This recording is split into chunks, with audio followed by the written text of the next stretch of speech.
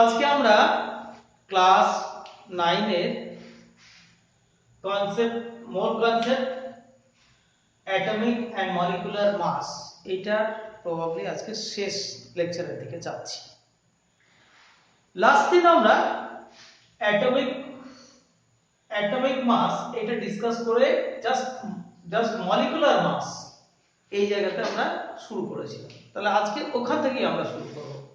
আণবিক ভর মলিকুলার মাস এর অ্যাকচুয়াল সংজ্ঞাটা কি হয়? মলিকুলার আণবিক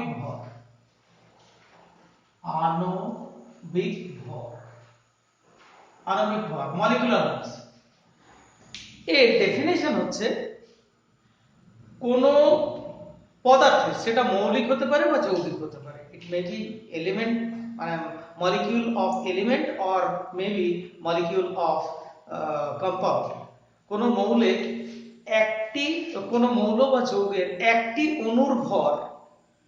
এবার আমি যদি হাইড্রোজেন স্কেল দিয়ে বলি, আমরা তো মাপছি, আমরা ভর মাপছি, আমরা জাস্ট এরকম দেখেছিলাম যে এইদিকে প্রথমে ওয়েট হিসাবে বাটখারা হিসাবে আমরা এইচ হাইড্রোজেন পরমাণু নিয়েছিলাম, আর এইদিকে এখন সাপোজ ধরো N2, মানে N2 মিন্স এইটা একটা N আর N, দুটো N, আর এই এখানে কটা লাগছে? এই একটা দুটো তিনটে চারটে পাঁচটা এরকম করতে করতে এইটা।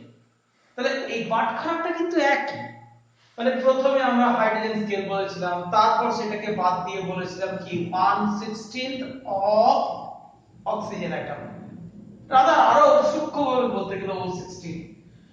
লেটেস্টটা ছিল আমাদের 1/12 অফ C12। তাহলে আমরা এই সবগুলো তো ডিসকাস করেছি, আমরা এইটা দিয়ে এখন বলবো। তাহলে একটা হাইড্রোজেন পরমাণুর ভর বলা যায়, আর একটা C12 পরমাণুর 1/12 অংশের ভর বলাও সেই একই জিনিস। তাহলে এবার আণবিক ভরের সংজ্ঞাটা কি বলবো? কোন মৌল বা যৌগের একটি অণুর ভর একটি C12 পরমাণুর 1/12 অংশের তুলনায় যত গুণ ভারী, সেই তুলনামূলক সংখ্যা, সেই যে রেশিও, সেটাকেই বলা হচ্ছে রিলেটিভ মলিকুলার মাস বা আপেক্ষিক আণবিক ভর। কেন আপেক্ষিক? এটা রেসপেক্টে মাপা হচ্ছে, সেই জন্য স্ট্যান্ডার্ড টেক্সট বুক থেকে তোমরা ডেফিনেশনটা দেখে নেবে। তাহলে আমরা কি বললাম? তাহলে ঠিক মলিকুলার মানে অ্যাটমিক মাস যেভাবে ক্যালকুলেট করেছি, মলিকুলার মাস সেইভাবেই আমরা আগের দিন দেখাচ্ছিলাম। আগের দিন আমরা দেখেছিলাম যে কয়েকটা, এবার তোমাদেরকে এটা প্র্যাকটিস করতে হবে। কিছু মলিকিউল আমরা যেমন দেখাচ্ছি H2O, CO2, NH3, HCl, HNO3, H2SO4, KClO3, KCl, CaCO3, এই সবগুলো CaCO3, CaO, H2S, ZnSO4, এইগুলোর মলিকুলার মাস তোমাদেরকে ডিটারমিন করা শিখতে হবে। কিভাবে? আমি একটা দুটো एग्जांपल হিসেবে বলে দিই। আমি আগের দিনের ডিসকাশনের লাস্ট পার্টটা এইটাই করছিলাম, নিয়ে ডিসকানেক্ট হয়ে গিয়েছিল।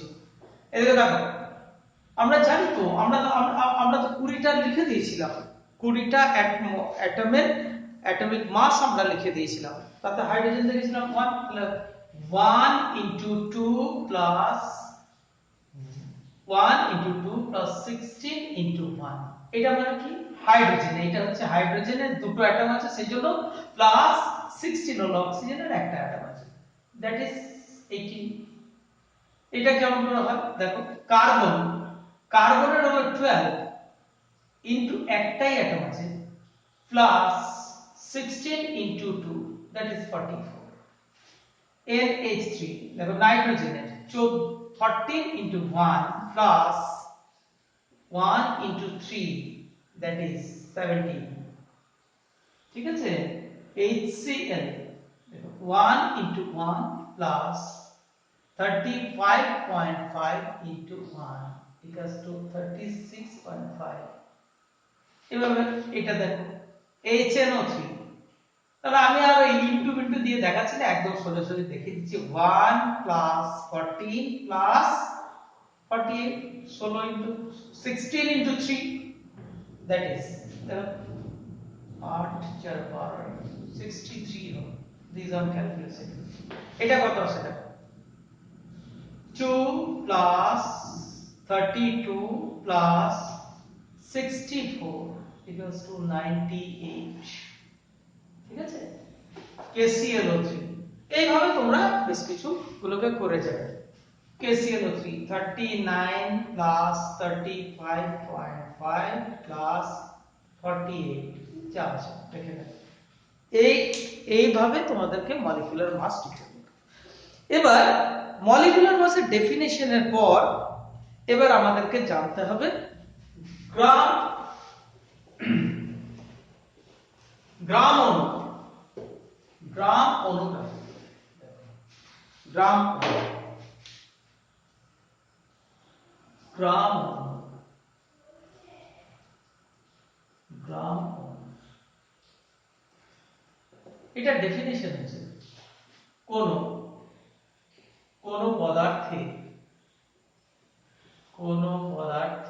মানে সেটা পদার্থটা মৌল হতে পারে বা যৌগ হতে পারে, কোন পদার্থে আণবিক ভর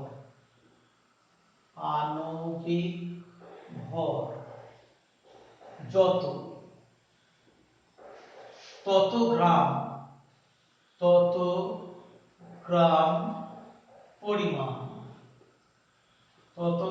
পরিমাণ ওই পদার্থকে বলে 1 গ্রাম। ঠিক আছে। তাহলে কোন পদার্থের আণবিক ভর, সেটা কঠিন হতে পারে, তরল হতে পারে, গ্যাসীয় হতে পারে, সেরকম তাদেরকে কোন পদার্থের আণবিক ভর যত একক বিহীন এটা তত গ্রাম পরিমাণ, তাহলে কেজি বা মিলিগ্রাম ইত্যাদিতে নিলে হবে না, তাহলে তত গ্রাম পরিমাণ ওই পদার্থকে বলা হয়। সেটা তরল হলেও তাকে গ্রামে নিতে হবে, গ্যাসীয় হলেও তাকে গ্রামে নিতে হবে, আর কঠিন হলেও তো নিতেই হবে। ঠিক আছে, কারণ তরলই হোক বা কঠিনই হোক তাদের তো একটা নির্দিষ্ট ভর তো থাকবে। ঠিক আছে, যেমন ধরো আমি বলি, আমি কয়েকটা কথা বলি। এবার এখান থেকে যেমন ধরো আমি প্রথমেই বলছি H2 এর আণবিক ভর, হাইড্রোজেনের আণবিক ভর এটা কত, এটা হচ্ছে 2, তাহলে 2 গ্রাম। কোন পদার্থের আণবিক ভর যত, তাহলে হাইড্রোজেনের আণবিক ভর 2, molecular mass of hydrogen is 2, এর কোনো ইউনিট নেই, 2 gram, 2 gram hydrogen, 2 gram hydrogen equals to 2 gram hydrogen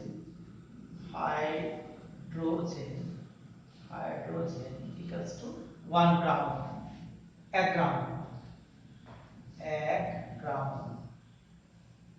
ঠিক আছে, এবার তুমি এখান থেকে দেখতে পাবে, ধরো নাইট্রোজেন, 28 দেখেছি, 28 গ্রাম নাইট্রোজেন এইটা সমান সমান সেটাও 1 গ্রাম। আবার ধরো H2O মানে 18, তাহলে 18 গ্রাম জলীয় জল সমান সমান 1 গ্রাম। তারপর ধরো এবার একটু কঠিনের মধ্যে যাই, একটু ধরো NaCl, সাপোজ NaCl, এটা হচ্ছে দেখবে 58.5 গ্রাম NaCl সমান সমান 1 গ্রাম। চিনি ধরো C12H22O11, এটা তোমার দেখবে 342, 342 গ্রাম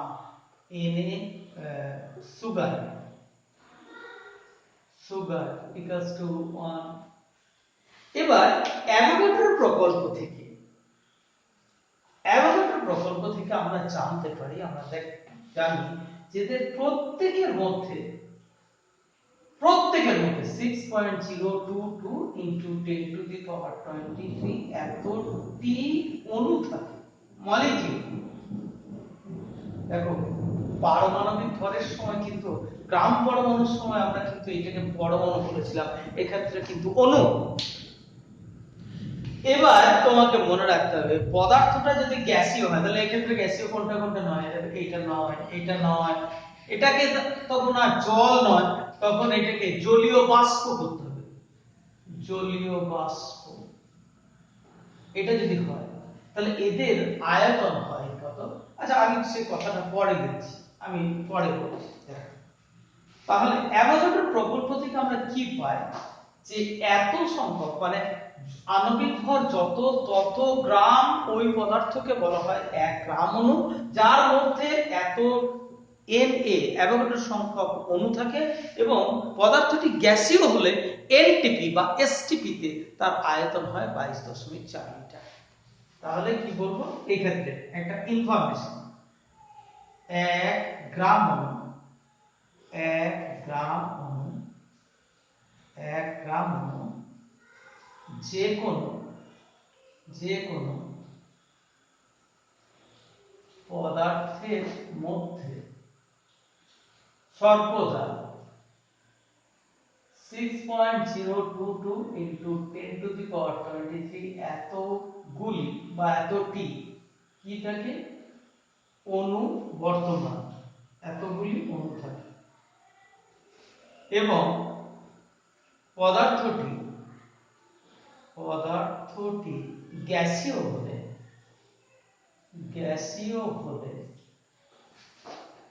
এনটিপি বা এসটিপি তে আয়তন মানে এসটিপি তে 1 গ্রাম অণু, 1 গ্রাম অণু, 1 গ্রাম অণু ওই গ্যাসের আয়তন হয় 22.4 লিটার। ঠিক আছে, এটা কিন্তু অ্যাভোগাড্রোর প্রকল্প থেকে আমরা পাই, এটা মনে রাখতে হবে। 1 গ্রাম অণু যে কোনো পদার্থের মানে যে কোনো মৌলিক বা যৌগিক পদার্থের মধ্যে সর্বদা এত সংখ্যক অণু থাকে, আর পদার্থটি গ্যাসীয় হলে, পয়েন্ট শুড বি নোটেড, পদার্থটি গ্যাসীয় হলে হ্যাঁ এনটিপি তে তার আয়তন হয় 22.4 লিটার। ঠিক আছে, তাহলে আমি একটু এটাকে করে দেখাচ্ছি। দেখো তাহলে এরা প্রত্যেকই হচ্ছে 1 গ্রাম অণু, মানে প্রত্যেকের মধ্যে এরা আমি প্রত্যেকটাই গ্যাসই লিখেছি, ইভেন জলীয় বাষ্পটাও কিন্তু গ্যাসীয় অবস্থা। এর মধ্যে 1 গ্রাম অণু এবং এদের প্রত্যেকের মধ্যে 6.022 ইনটু 10 টু দি পাওয়ার 23 এতটি অণু থাকে আর এনটিপি তে বা এসটিপি তে আয়তন 22.4 লিটার বা 20 মানে ঠিক আছে এদের প্রত্যেক। তাহলে দেখো আমি যদি একটু ছোট করে দিই, এত বড় যদি না করি, এইরকম ছোট মতো 1 গ্রাম 1 গ্রাম। তাহলে দেখো এইগুলোর মধ্যে রিলেশন কিভাবে করা যায়। 28 গ্রাম নাইট্রোজেন মানে 1 গ্রাম অণু নাইট্রোজেন, এর মানে এর মধ্যে এই 28 গ্রাম নাইট্রোজেনের মধ্যে এত সংখ্যক নাইট্রোজেনের অণু বর্তমান, আর এত আবার এই 28 গ্রামের এসটিপি তে আয়তন, এই এসটিপি না লিখলে কিন্তু ভুল হয়ে যাবে, এসটিপি তে আয়তন এটা। এখান থেকে অঙ্ক করা যায় ইন্টার রিলেটেড। ধরো এসটিপি তে এর ভর কত, তখন এটা আছে এর এই 28 গ্রামের মোল মানে গ্রাম অণু সংখ্যা কত, তখন এটা এইভাবে নির্ণয় করতে পারবে। ঠিক আছে, এর অণু সংখ্যা কত এইভাবে নির্ণয় করে নেওয়া যায়। এবার এবার আমরা যেটা দেখব গ্রাম আয়ন। গ্রাম আয়ন কাকে বলে? গ্রাম আয়ন দেখো, যেমন বলি SO4 ডাবল মাইনাস, এটা কি? এটা না অণু না পরমাণু। এক্ষেত্রে কি হয় দেখো, একটা সালফার পরমাণু আর 4টে অক্সিজেন পরমাণু along with 2 unit negative charge, এরা সকল একসঙ্গে একটা অণু একটা পরমাণুর মতো দে বিহেভস লাইক সিঙ্গেল মলিকিউল, এইরকম ক্ষেত্রে এগুলোকে বলা হচ্ছে র্যাডিক্যাল। তাহলে এরা অণু নয়, পরমাণু নয়, তাহলে এরা কি? আয়ন। তাহলে এদের কি আছে? পরমাণু হলে পারমাণবিক ভর হয়, অণু হলে আণবিক ভর হয়। তাহলে এরা কি? এদের তুমি যেমন দেখতে পাচ্ছ এদেরকে সংকেত বলা হয়। তাহলে এটা ফর্মুলা ওয়েট, ফর্মুলা ওয়েট বলবো না, মাসই বলবো, ফর্মুলা মাস। এটা কত হবে দেখো, কি আছে বলতো? একটা সালফার মানে হচ্ছে 32, একটাই আছে সালফার পরমাণু, একটা আছে, প্লাস 16 মানে কটা আছে? 4টে। প্লাস কি হতে হয়? দুটো দুটো ইলেকট্রন, তো সেটা তো নেগলিজেবল, তাহলে এটাই ধরে নেওয়া হয়। তাহলে 32 প্লাস 64, দ্যাট ইজ 96। তাহলে এটা হলো তার ফর্মুলা মাস। তাহলে 96 গ্রাম SO4 double minus equals two, এটার 1 গ্রাম অণু নয়, 1 গ্রাম আয়ন বলা হয়, 1 গ্রাম আয়ন। আর তার মধ্যে এটার মধ্যে ওই Na Avogadro number, Na number of ion এটা থাকে। আর যেহেতু গ্যাস তো নয়, সুতরাং এই লাস্ট পোরশনটা তো হবে না, এটা only for gas, only for gaseous molecule. এটা কঠিন তরল বা আয়ন এদের ক্ষেত্রে এটা প্রযোজ্য না। ঠিক আছে? সেরকম ধরো তোমাকে যদি আরো অন্য কোনো আয়ন দেওয়া হয়, ধরো কার্বনেট CO3 ডাবল মাইনাস, দেখো না ফর্মুলা মাস ক্যালকুলেট করো, দেখো 12 প্লাস 48, তাহলে কত হচ্ছে? 8 10 60, তাহলে 60 gram CO3 double minus equals to 1 gram ion, 1 gram ion. আর তার মধ্যে ওই Avogadro number 6.022 into 10 to the power 23 এত নাম্বার অফ আয়ন এটা থাকবে। আর তুমি বলবে এটা পজিটিভলি চার্জ দেখাই, NH4 প্লাস অ্যামোনিয়াম আয়ন, দেখো তো 14 প্লাস 4, এক্ষেত্রে পজিটিভটা নেগলিজেবল, 18, তাহলে 18 গ্রাম 18 গ্রাম NH4 প্লাস, এটাও মানে হচ্ছে 1 গ্রাম আয়ন। ঠিক আছে? যার মধ্যে এত সংখ্যক কি থাকে। ঠিক আছে? আরো আরো আমরা এই প্রসঙ্গে এবার মোলার, এবার আণবিক মানে আয়তন। দেখো এবার আমরা বলি মোলার আয়তন, মোলার ভলিউম, মোলার আয়তন, মোলার ভলিউম। দেখো আমরা আজকে বিগত 4 দিন ধরে মোল মোল মোল একই কথা বলে যাচ্ছি। প্রথম দিন থেকে বলছি যে মোল আর কিছুই নয়, অ্যাভোগাড্রো নাম্বার কোন কণা যত যে পরিমাণ আয়তন দখল করে।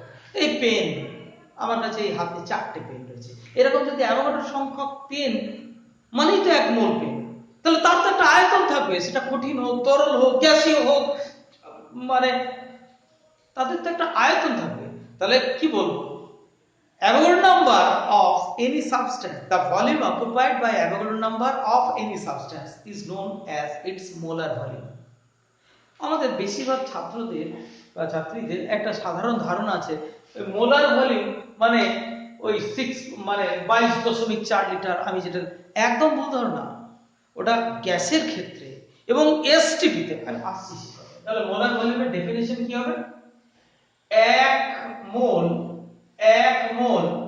কোন পদার্থ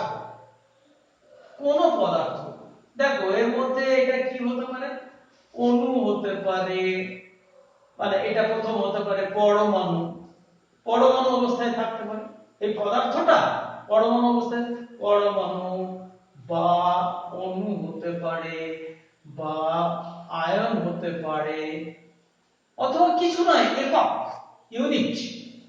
আমি যেমন বলেছিলাম না, দিস লাইক বাক্স, ইট, বই, এই যেমন পেন বলছি, তাই না? তাহলে সরষের দানা, তাহলে এক মোল কোন পদার্থ যে আয়তন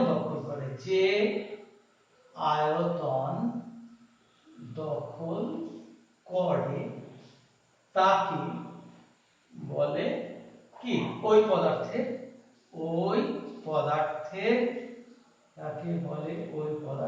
মোলার আয়তন। ঠিক আছে, মোলার বলে। এবার এই জায়গাতেই একটা বলার যে এক মোল, এক্ষেত্রে আবার একটা ভেরি ভেরি ইম্পর্টেন্ট এনপি, এক মোল যে কোনো গ্যাসীয় পদার্থের, গ্যাসীয় পদার্থের এনটিপিতে আয়তন হয় 22.4 লিটার। দেখো এক মোল যে কোনো গ্যাসীয় পদার্থ, গ্যাসীয় আবার তুমি বলবো যে কোনো গ্যাসীয় বলতে কি, এখানে মৌলিক গ্যাস হতে পারে, যৌগিক গ্যাস হতে পারে, ঠিক আছে? মৌলিক গ্যাস বলতে কি hydrogen, oxygen, nitrogen, chlorine, fluorine ইত্যাদি এগুলো। আর যৌগিক gas carbon die oxide, ammonia, জলীয় বাষ্প, তাই তো? এইরকম এই সমস্ত ধরনের, ঠিক আছে? এক মোল যে কোনো গ্যাসের এনটিপিতে আয়তন, তাহলে পদার্থটাকে এক মোল নিতে হবে, এনটিপিতে নিতে হবে, এবং গ্যাসীয় পদার্থ। তাহলে তিনটে কন্ডিশন, এক মোল কোন গ্যাসীয় পদার্থের এনটিপিতে আয়তন হয় কত, 22.4। তাহলে মোলার আয়তন বললেই চোখ বন্ধ করে 22.4 লিটার নয় কিন্তু, কারণ যে তুমি এটা এনটিপি তে না নেবে, অন্য তাপচাপে যদি নাও, তাহলে এর আয়তন চেঞ্জ হয়ে যায়, ঠিক আছে? তাহলে এটা হলো। এবার আমাদের আর একটা আইটেম রয়েছে, দেখো এবার সংকেতজন। এটা একবার তো তোমাদেরকে বললাম আয়নের ক্ষেত্রে, আর কিছু ক্ষেত্রে যেটা আছে, যেমন ধরো তীব্র স্ট্রং ইলেকট্রোলাইট যেগুলো। এবার তাহলে আমরা আলোচনা করছি সংকেতজন, ফর্মুলা মাস। কাদের কি সংকেত, কাদের বলতে শোনো, অ্যাকচুয়ালি যেমন মাথা না থাকলে মাথা ব্যথা করতে পারে না, তেমনি যদি কারোর অণুর প্রকৃত অস্তিত্ব না থাকে, তাহলে তার আণবিক ভর নির্ণয় করা সম্ভব নয়। যদি অণুর প্রকৃত অস্তিত্ব না থাকে, তাহলে সেক্ষেত্রে আণবিক ভর নির্ণয় করা যায় না। যেমন দেখাচ্ছি আমি, ধরো NaCl মানে হচ্ছে Na+Cl-, কিন্তু এটা এইভাবে থাকে না। দেখো বাস্তবে কেমন করে থাকে, আমি NaCl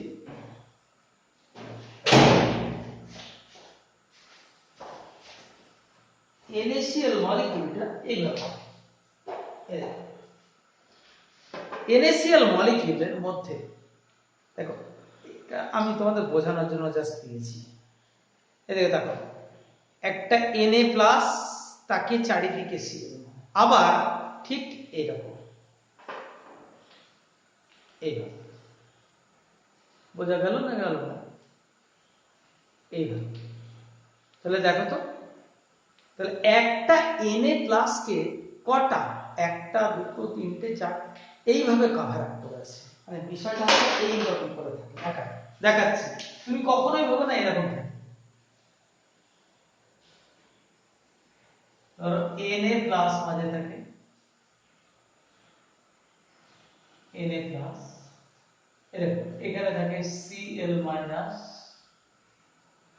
Cl minus Cl minus Cl minus আর উপরে একটা Cl মাইনাস নিচে একটা Cl মাইনাস মানে আমি আরেকবার একটুখানি দেখিয়ে দিই ধরো সাপোজ এটা একটা এটা এরকম প্লেন সারফেস এইখানটা আছে Na প্লাস দেখো এখানে এটা যদি Na প্লাস থাকে Cl minus Cl minus Cl minus Cl minus তাহলে একে ঘিরে চারটে থাকলো আর এর উপরে একটা উপরে এই জায়গাতে একটা আর নিচে একটা তাহলে এবার এই চেহারাটা কেমন দাঁড়াবে দেখো এই চেহারাটা দাঁড়াবে হচ্ছে এরকম এরকম তাই তো এখানে Na প্লাস আছে Cl মাইনাস কোথায় কোথায় এই জায়গাতে Na plus Cl minus Cl minus Cl minus তাহলে এইটার সঙ্গে এইটা মানে একটা তল দেখো এইটা আর এইটা মিলে দুটো তল তিনটে উপরের চারটে তল হলো না ঠিক নিচটা তো এরকম ভাবে চারটে তাহলে অষ্টতল তাহলে দেখতে এইরকম হয় দেখো NaCl স্ট্রাকচারটা হয় এরকম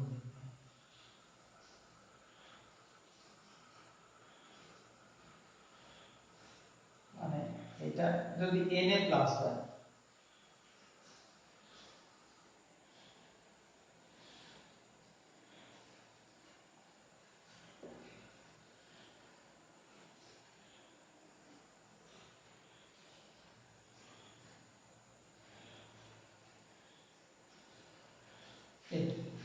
হীরকের মতো দেখতে হীরকের মতো দেখতে এই একটা Na প্লাস কে ঘিরে একটা দুটো তিনটে চারটে পাঁচটা ছটা থাকে ঠিক অনুরূপ ভাবে একটা Cl মাইনাস কে তার মানে তুমি এইরকম দেখতে পাবে তোমার দেখে মনে হবে এইরকম কিছুটা মানে এটা যখন মেশ করে থাকবে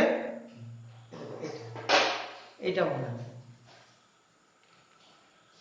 ঠিক সিমিলারলি এইগুলোকেও এই Cl মাইনাস গুলোকেও Na প্লাস এমন করে থাকে যাতে কাজ কাটাতে দেয় না মানে আলটিমেটলি আমাদের দেখতে আমাদের মনে হচ্ছে যে এরকম এইরকম এটা যেমন এরকম হলো এটা ভিতর থেকে দেখতে পাবে এটাকে যেমন কভার আপ করে দিয়েছে ঠিক পরবর্তীকালে এইগুলোকেও যেমন এইরকম করে কভার করে হলুদ দিয়ে কভার করা থাকে অর্থাৎ আমরা বলতে পারছি যে NaCl এর কিন্তু কখনোই তুমি ভেবো না যে এইভাবে Na প্লাস আর Cl মাইনাস একটা একটা করে আছে এটা একটা আয়ন অ্যাটমসফিয়ার তৈরি করে মানে তুমি দেখতে পাবে Na প্লাস কে কভার করে চারিদিক থেকে Cl minus Cl minus Cl minus Cl minus উপরে Cl মাইনাস নিচে Cl ঠিক অনুরূপে এই Cl মাইনাস কেও আবার চারিদিক থেকে Na প্লাস এবং Na প্লাস Na প্লাস মানে এর যেমন একটা আছে এর উপরে থাকবে Na প্লাস নিচে থাকবে তার মানে তুমি ইন্ডিভিজুয়ালি একটা Na প্লাস এবং Cl মাইনাস কাছাকাছি কখনো থাকতে পারবে না সেইজন্য এদের অণুর প্রকৃত মানে রিয়েল মলিকিউলের কোনো এক্সিস্টেন্স নেই এক্ষেত্রে কি তাহলে বিপরীতধর্মী আয়নের সমাহার বলতে পারি আমরা we can say the coexistence of oppositely charged ion তাহলে এই রকম ক্ষেত্রে যাদের অণুর প্রকৃত কোনো অস্তিত্ব নেই তাদের আণবিক ভর নির্ণয় করবে কি করে সেজন্য এই রকম তীব্র তড়িৎ বিশ্লেষ্য পদার্থ যেগুলো strong electrolytic substance they have no existence of real molecule তাহলে in that cases another term is introduced formula mass তাহলে যাদের এমন অথচ যে স্টয়চিওমেট্রি মানে রেশিও কিন্তু আলটিমেটলি সেই 1:1 ই থাকে মানে এইটাই একটা n এর সঙ্গে 6টা Cl থাকলো ঠিক কথা আবার অনুরূপে একটা Cl কে 6টা n এ ঘিরে থাকলো আর মানে এই করতে করতে করতে করতে আলটিমেটলি এর রেশিওটা কিন্তু থাকে 1:1 কিন্তু বৈজ্ঞানিকভাবে সঠিকভাবে বলতে গেলে Na+ মানে NaCl এটা একটা মিসনোমার একটা ভুল কথা আমরা বলি আমরা প্রচুর ভুল বলি। যেমন দেখো না, ওজন করতে গিয়ে আমরা বলি এটা ওজন করে দাও তো, আলু, চাল, চিনি তো ওজন নয়, এটা তো অ্যাকচুয়ালি ভর নির্ণয়। এগুলোকে প্রচলিত ভুল বলা হয়। তাই সেইরকম আমরা NaCl বলে দিই ঠিক কথা, কিন্তু এটা অ্যাকচুয়ালি NaCl নয়। তাহলে সঠিকভাবে বলতে কি হয়, এগুলো হচ্ছে বিপরীত ধর্মের aggregation of two oppositely charged ions. তাহলে এইরকম ক্ষেত্রে এর সংকেত ওজন, মানে যেমন দেখছি আমি চোখে যেমন দেখতে পাচ্ছি তার মাস, তাহলে কত হবে বল? 23। তুমি বলবে কেন, Na তো 23, তাহলে Na প্লাস, তার মানে একটা ইলেকট্রনের ভর বিয়োগ হওয়ার কথা। তাহলে এক্ষেত্রে যখন একটা বিয়োগ হওয়ার কথা, তাহলে এরও তো 35.5 এর সঙ্গে একটা ইলেকট্রনের ভর যোগ হওয়ার কথা। তাহলে এই ব্যাপারটা হতে হতে একই রকম প্রায় হয়ে গেল। তাহলে এটা হলো 58.5। তাহলে এইরকম ক্ষেত্রে এদেরকে বলা হচ্ছে সংকেত ভর। ঠিক আছে? তো এই মোটামুটি ভাবে হলো। এবারে কিছু অঙ্ক আছে, অঙ্কগুলো নিজেরা একটু প্র্যাকটিস করো, আমরা আবার চেষ্টা করব। তাহলে এরপরে আমরা আবার অন্য লেসন নিয়ে তোমাদের কাছে ফেরত আসবো। ঠিক আছে?